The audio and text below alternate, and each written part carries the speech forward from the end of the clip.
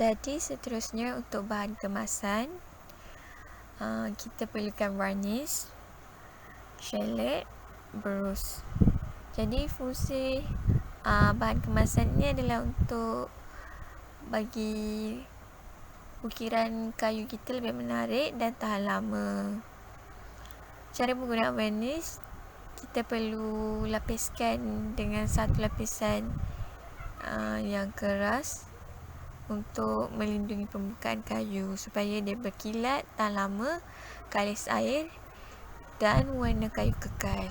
Untuk shellac pula, supaya permukaan lebih cantik, berwarna, mudah digunakan dan mempunyai lapisan perlindungan yang kuat serta kalis air. Jadi untuk menyapu varnish dan shellac ni, kita perlulah menggunakan berus. Seterusnya, motif ukiran. Jadi pertama, motif flora. Motif flora berunsurkan flora yang jenis menjalar atau berbunga. Motif flora ni dikaitkan dengan kedatangan agama Islam. Jadi kat sini kamu boleh lihat ada motif bunga ketumbit, motif bunga cempaka tanjung, motif bunga matahari, motif bunga kerembung, motif bunga mekar, motif bunga kiambak, motif bunga kerak nasi dan banyak lagi. Seterusnya kita beralih ke motif fauna.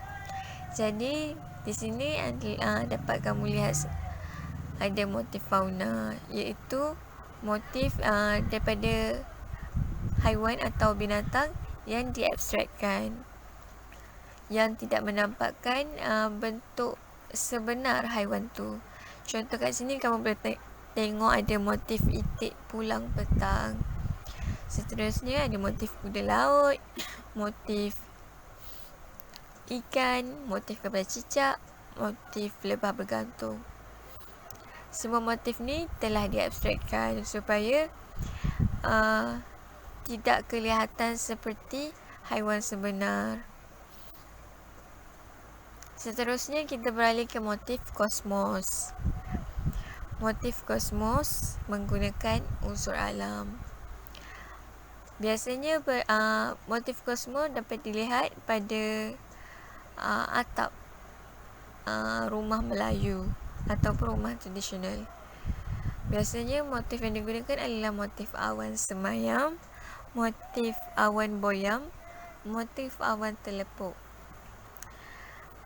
Kat sini juga kamu dapat lihat motif bunga matahari seperti pada bumbung rumah lama. Seterusnya kita beralih kepada motif geometri. Dekat sini motif geometri biasanya berunsurkan rupa bulatan segitiga yang disusun secara selari dan berulang. Motif geometri biasanya digunakan untuk menampakkan hasil yang lebih kemas dan lebih sekata, kerana pengulangannya menimbulkan kesamaan yang rata berbanding motif-motif yang lain. Jadi unsur geometri Islam terdapat di masjid, surau, istana dan rumah. Seterusnya kita beralih ke motif ukiran, iaitu motif kaligrafi. Di sini motif kaligrafi bercirikan Islam, iaitu menggunakan tulisan Arab dan Jawi yang diilhamkan daripada Al-Quran. Gabungan motif kaligrafi biasanya digabungkan dengan motif flora dan geometri dan dapat dilihat pada masjid, surau, pintu rumah dan rihal, iaitu tempat letak Al-Quran. Seterusnya kita beralih ke pola corak ukiran. Dekat sini kamu semua dapat lihat ada pola bujang. Pola bujang ni dikenali sebagai pola putu. Biasanya menggunakan satu motif je. Motif yang digunakan tidak terikat atau bersambung-sambung. Contoh pada gambar dapat kamu semua lihat, motif tidak terikat dan tidak bersambung. Biasanya motif pola bujang menggunakan motif tumbuhan, kosmos atau objek lain. Seterusnya kita pergi kepada pola pemidang. Ini antara contoh-contoh gambar pola pemidang. Pola pemidang ni dikenali sebagai pola bingkai. Biasanya dapat dilihat pada bingkai pintu, dekat almari. Pola pemidang biasanya ada di bahagian rumah ataupun peralatan. Dan motif unsurnya adalah sederhana dan tidak berbelit-belit. Contoh motif yang digunakan ialah seperti motif itik pulang petang, motif pucuk rebung. Seterusnya, pola corak ukiran. Pada gambar yang ditunjukkan, ini adalah pola pelengkap. Pola pelengkap biasanya dikenali sebagai pola induk. Dan dapat kamu lihat ciri bentuk pola bujang dan bentuk pola pemidang digabungkan dalam pola pelengkap. Biasanya gubahan lengkap berunsurkan tumbuhan seperti akar, batang, buah, dahan, daun, putik dan sulur. Seterusnya, kita pergi kepada jenis ukiran kayu. Untuk mengukir, kita perlu tahu jenis ukiran kayu. Yang pertama, ukiran layang. Biasanya ukiran ni tidak tembus dan tidak mempunyai corak timbul. Biasanya motif ukiran layang ni sangat ringkas, iaitu menggunakan teknik guris di permukaan kayu. Biasanya kalau motif ukiran layang ni dapat kamu lihat pada perabot, almari, cermin. Biasanya bingkai-bingkai cermin tu pun menggunakan ukiran layang. Seterusnya, ukiran tebuk timbul bersilat. Ukiran ni pun tidak tembus. Motif diukir sedikit timbul berbanding dengan motif ukiran layang dan mempunyai silat. Ukiran ni biasanya terdapat di peti kayu, daun pintu dan rumah pada rumah Melayu tradisional. Apa yang menyebabkan dipanggil bersilat adalah kerana ukiran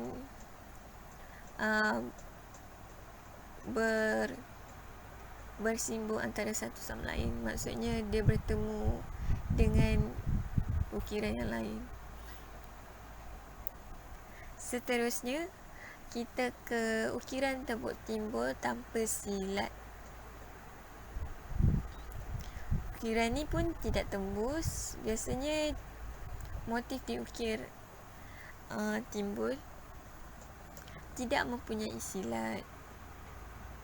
Dan ukiran ni biasanya terdapat pada perabot seperti kerusi jati, meja kayu jati dan keris serta barang hiasan. Seterusnya, ukiran tebuk tembus bersilat. Ukiran ni tembus dan motif yang diukir dan dibalas pada bahagian belakang. Maksudnya dua permukaan mempunyai motif dan motifnya adalah sama, dua-dua timbul dan boleh kita nampak daripada sisi yang berbeza, sisi belakang dan depan. Motif tu terbentuk dengan cantik sekali dan biasanya mempunyai silat. Biasanya ukiran ni terdapat di kekisi, perabot, sekitar ruang rehat. Macam contoh, satu lagi pada sisip angin. Biasanya orang dahulu suka ukir pada sisip angin supaya angin senang nak masuk. Selain tu, pencahayaan pun dapat dikawal dengan baik. Seterusnya, kita pergi kepada ukiran tembok timbus tanpa silat. Biasanya ukiran ni ditebuk menjadi lubang. Motif dan corak yang diukir rata tanpa silat. Contohnya dapat kamu boleh lihat pada gambar ni. Ukiran dia nampak rata. Biasanya terdapat pada pagar musang, sengkatan ruang, perabot dan cucur atap. Untuk yang seterusnya, bentuk silat. Tujuan silat untuk hasil ukiran lebih cantik dan menarik. Yang pertama, silat belah rotan. Silat jenis ni berbentuk separuh bulatan seperti rotan yang dibelah dua. Jadi dekat gambar ni, sebelah kiri ni, ini adalah silat belah rotan. Untuk sebelah kanan pula, ini adalah silat leper. Silat leper ni corak dia mempunyai silat belah rotan tetapi sifatnya lebih leper dan rendah berbanding dengan silat belah rotan. Seterusnya, silat serong. Corak dihasilkan secara menyerong, melengkung ataupun mencurang dan menimbulkan bentuk di bahagian tepi. Jadi, silat serong ni biasanya dihasilkan pada pucuk-pucuk rebung yang dihasilkan pada ukiran. Seterusnya, silat dada tuma. Silat dada tuma ni biasanya diukir lengkung di tengah bunga. Bentuknya seperti silat belah rotan tetapi bentuk pada bahagian cembung dipelbagaikan.